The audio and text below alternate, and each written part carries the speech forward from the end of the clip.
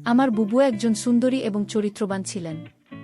আমার বুবু আমার লেখাপড়ার খরচ জোগাড় করার জন্য একটা বড় মালিকের বাসায় কাজ করতেন। একদিন মালিক বুকে ফ্রিজে রাখা খাবার খাওয়ালেন বুবুর অনিচ্ছায়। তারপর বহু জ্ঞান হারিয়ে ফেলে অজ্ঞান অবস্থায় মালিক বুবুর সাথে। বাকি ঘটনাটি গল্পটা বলছি। আমার বহু যখন বিয়ে হয়ে যায় আমি তখন ক্লাস 9-এ পড়ি। স্কুল থেকে ফিরে শুনি আজ বুবুর বিয়ে। আব্বা আমাকে বললেন, শিবু ঢাকা থেকে মেহমানরা আসবে, তুই এক ছুটে বাজারে যা, আফজালকে বল তার ডেকোরেশনের চেয়ার পাঠাতে। আমি এক দৌড়ে বাজারে চলে গেলাম। আফজাল চাচাকে যখন সব বলছি 2 প্রকার গাড়িকে বাজার পেরিয়ে আমাদের বাড়ির দিকে যেতে দেখলাম। আফজাল চাচা বললেন, যা কিনা অনেক ভালো ঘরে বিয়ে হলো তাদের অবস্থা এবার ফিরবে গুড, কি সত্যি ভালো বিয়ে হচ্ছে? আমি জানি না। আমি শুধু জানি বহু চলে যাচ্ছে আমাদের বাসা থেকে, তারপর কি হবে? কে আমাদের খাবার রেঁধে দেবে? কে আমাকে চুপি চুপি তার মাটির ব্যাংক ভেঙে আমাকে মেলায় যাওয়ার টাকা দেবে? বউকে ছাড়া যে আমার জীবন চলতে পারে আমি সেটা কল্পনাও করতে পারি না। কলেজের এক প্রোগ্রামে আমার সুন্দরী বুকে দেখে নাকি দারুণ পছন্দ করেছে এক বন লোকের ইঞ্জিনিয়ার ছেলে। তার চাপে পড়ে তার পরিবার রাজি হয়েছে এই বিয়েতে, নইলে আমাদের মতো মধ্যবিত্ত ঘরে এত বড় আত্মীয় হওয়ার কথা না। সবাই বলাবলি করছে ভুল কারণে এবার আমাদের ভাগ্য ফিরবে। আমার জন্মের সময় আমার মা মারা যান, বয়স তখন 8। আমার স্কুল শিক্ষক আব্বা আর বিয়ে করেননি। বহু মানুষ করেছে আমাকে, আমার জগৎ ঘিরে, তাই আমার বউ। বিয়ের আসর হয়ে গেল দায়সারা ভাবে। বিয়ে নাকি 2 পরিবারের বন্ধন, কিন্তু আমার সেটা মনে হলো না। পাত্রের বাবা সারাক্ষণ মুখ কালো করে রাখলেন। পাত্রের ছোট মামা আমাদের ঘর বাড়ি উঠোন ঘুরে ঘুরে দেখলেন, মাঝে মাঝে নাক শীতকালেন। আমাকে ডেকে বললেন, তুমি কোনো ক্লাসে পড়? আমি কিছু বলার আগেই কেউ একজন বলল, শিবু পাইলট স্কুলে পড়ে, ফার্স্ট বয় 5-এ বৃত্তি পেয়েছে, ক্লাস 9-এ পেয়েছে। আমার লজ্জা লাগল, কিন্তু ছোট মামা শুধু একটু নাক শীতকালেন। সেদিন গাড়িতে ওঠার আগে বুবু যখন আমাকে জড়িয়ে ধরে নিঃশব্দে কাঁদছিল তখন আমার কষ্ট লাগছিল। 3 দিন পর নতুন জামাইয়ের বউ নিয়ে ওর আসার কথা। আব্বা পাড়া প্রতিবেশীদের নিয়ে রান্নাবান্নার আয়োজন। একটা গাড়ি ভাড়া করে নতুন জামাইকে আনতে পাঠালেন। গাড়ি ফেরত এলো, নতুন জামা আসতে পারবে না, তার কোনো জরুরি কাজ পড়ে গেছে, পরে সময় করে আসবে। বুবু আসলো আরও মাস 3 পর। একটা সাদা রঙের গাড়ি থেকে বহু নাম। আমি ছুটে গেলাম। আমি বুকে জড়িয়ে ধরতে গিয়েও থমকে গেলাম। গায়ে দামি ফিনফিনে শাড়ি, মুখে পার্লার থেকে করে করা মেকআপ, ব্রাশ করা বা কোনো ঘোড়ার স্ট্রেট করা চুলে আমার বুকে কেন জানি হঠাৎ অচেনা লাগল। আবার দূরে গেলেন, জামাই আসেনি। না, আব্বা সাইটের কাজে গেছে। বুবু আব্বাকে ধরে কিছুক্ষণ কাঁদল। আমি সারাদিন বুবুর আশেপাশে ঘুরঘুর করলাম, কিন্তু বুকে কেমন আনমনা দেখলাম।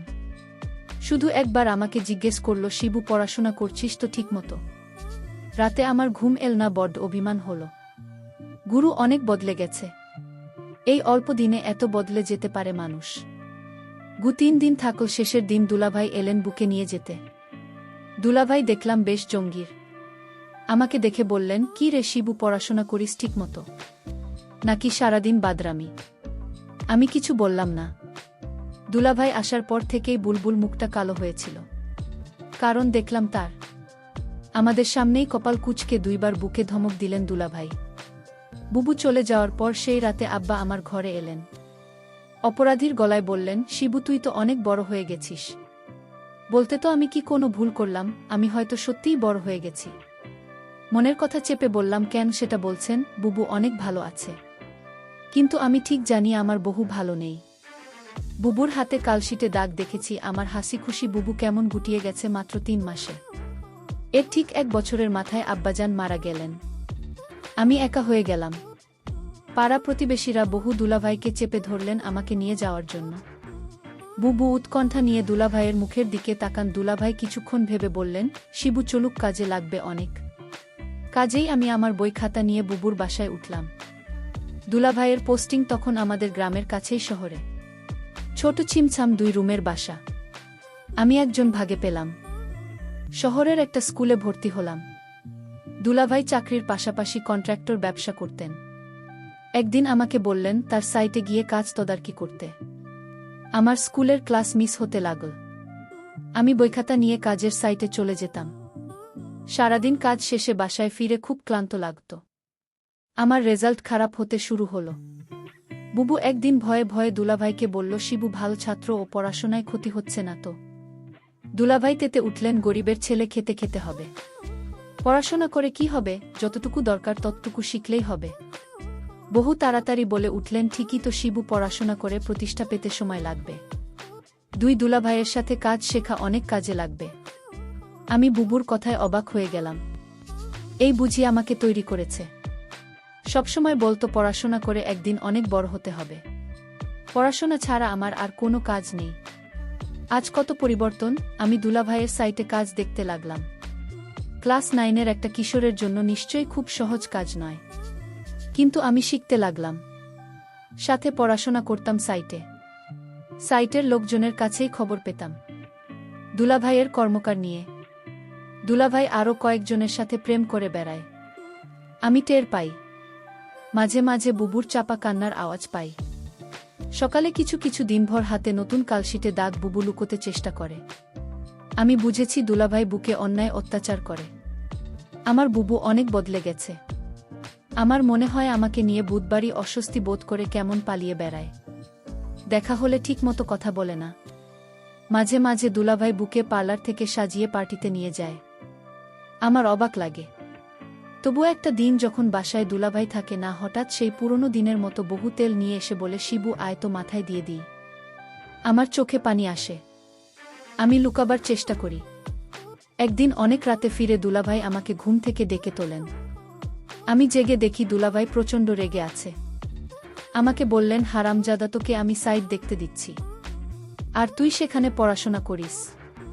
আমি চুপ করে দাঁড়িয়ে রইলাম। হঠাৎ করে দুলাভাই আমার চুলের মুঠি ধরলেন।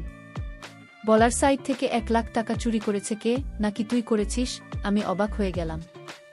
সাইটে টাকা পয়সা সংক্রান্ত কোনো কিছুর সাথে আমি জড়িত না, আলাদা অ্যাকাউন্ট আছে। তবু বললাম, আমি কিছু জানি না দুলাভাই। তুই জানিস না? কেন জানিস না? তুই এর সাথে জড়িত শিওর? আমার খেয়ে আমার সাথে দাও তো বাজি। দাঁড়া। দুলাভাই তার বেল্ট দিয়ে আমাকে মারতে আরম্ভ করলেন। আমি সারা জীবনে কখনো মার খাইনি। পরিবারে আদরে মানুষ হয়েছি। স্কুলে ভালো ছাত্র হয়। তারা অত্যাধিক স্নেহ করতেন। আমি দেখলাম বুবু পাথরের মতো দাঁড়িয়ে আছে। দুলাভাই একসময় খ্যাত দিয়ে চলে গেলেন। আমি সারা রাত বিছানায় শুয়ে কালাম। চেষ্টা করলাম মুখ দিয়ে শব্দ না করতে। আব্বার মৃত্যুর আগে বলেছিলেন, শিবু, পুরুষ হয়ে গরিব ঘরে জন্মেছিস। সামনে অনেক কষ্ট আসবে।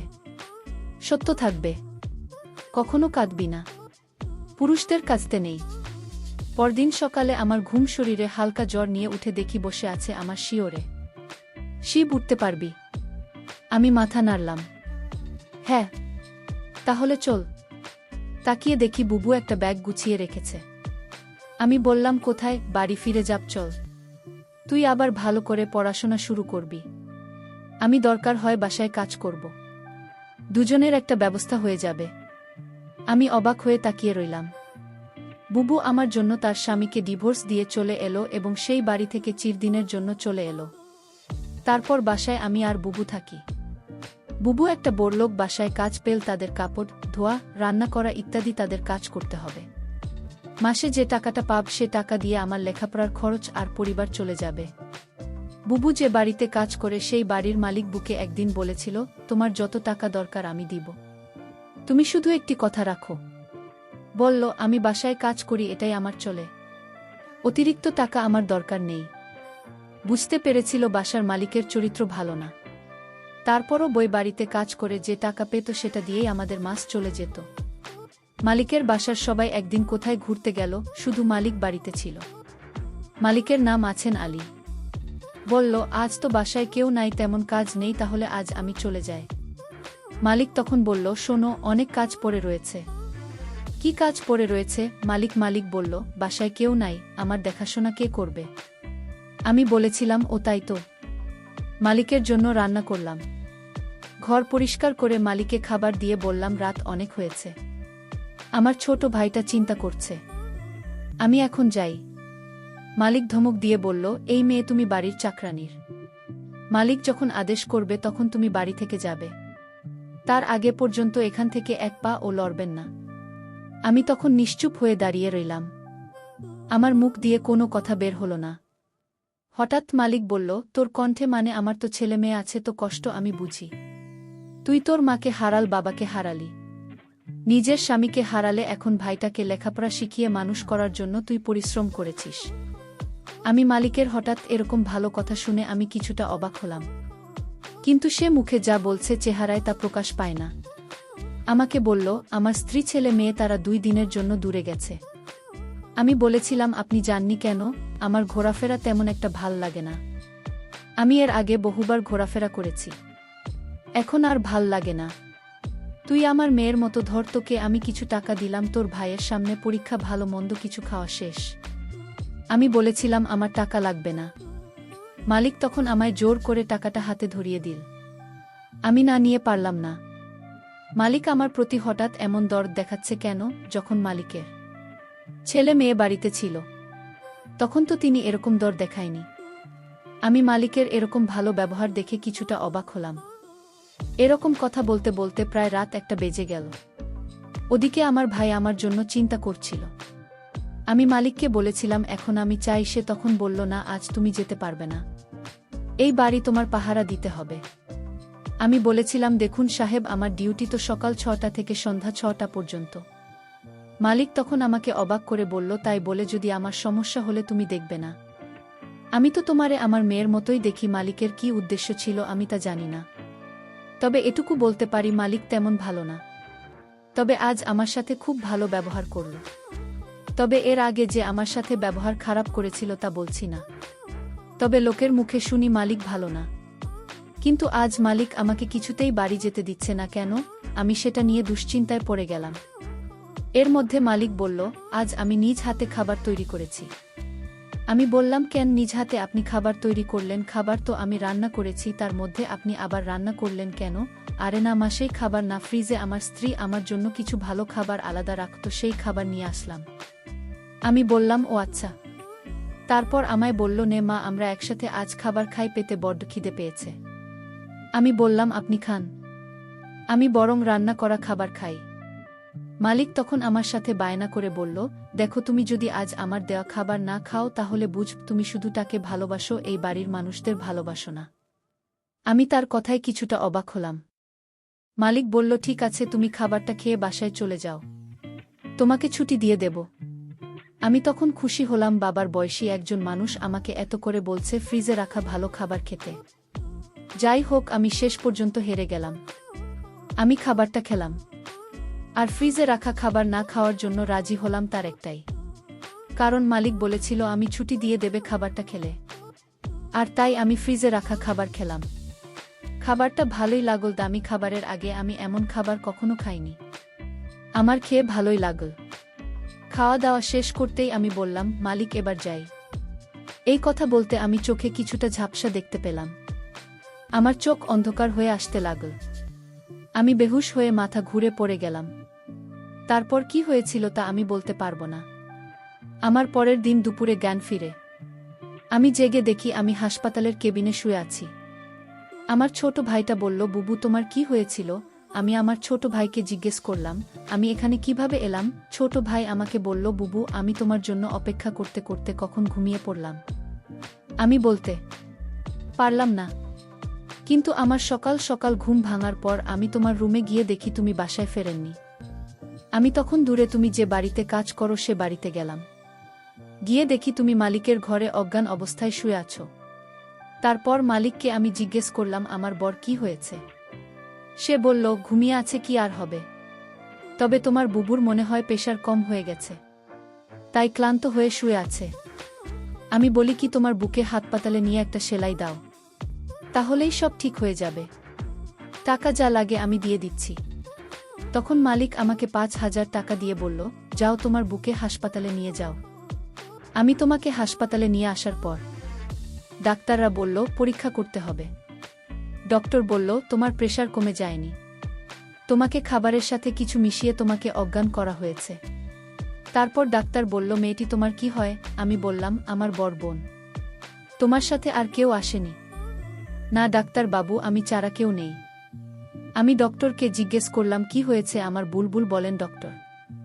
ডক্টর বলল তোমাকে বলা যাবে না। আমি আমার ছোট ভাইয়ের কথা শুনে বুঝতে পারলাম আমার সাথে কি ঘটেছিল। মালিক আমার সাথে এরকম অসম্মানজনক আচরণ করল। আমি এই কথাগুলো শুনছিলাম আর আমার চোখ বেয়ে পানি পড়েছিল। আমি সিদ্ধান্ত নিলাম মনে মনে আমি আর এই পৃথিবীর মুখ দেখতে চাই না। কিন্তু আমার ছোট ভাই এটা আমাকে বলল বুবু তোমার কিছু হলে আমি বাঁচব না বুবু। তুমি ছাড়া এই দুনিয়ায় আমার কেউ নাই বুবু। আমার ছোট্ট ভাইটা আমার জন্য এভাবে কাঁদতে লাগল। ছোট ভাইটা বলতে লাগল বুবু আমি আর লেখাপড়া করব না। আজ থেকে আমি কাজ করব। তোমাকে আর কাজ করতে দেব না। তুমি শুধু ঘরে বসে থাকবে। আর তোমাকে আমি যেভাবেই হোক তোমাকে ভালো ছেলে দেখে তোমাকে দিয়ে দেব। ভাইটার কথা শুনে আমার চোখের পানি ধরে রাখতে পারলাম না। আমি বেঁচে রইলাম আমার ছোট ভাইটার জন্য। বন্ধুরা আজকের গল্পটি তোমাদের কাছে কেমন লাগলো তা অবশ্যই কমেন্ট করে জানাবেন। ভালো থাকবেন সবাই। ধন্যবাদ।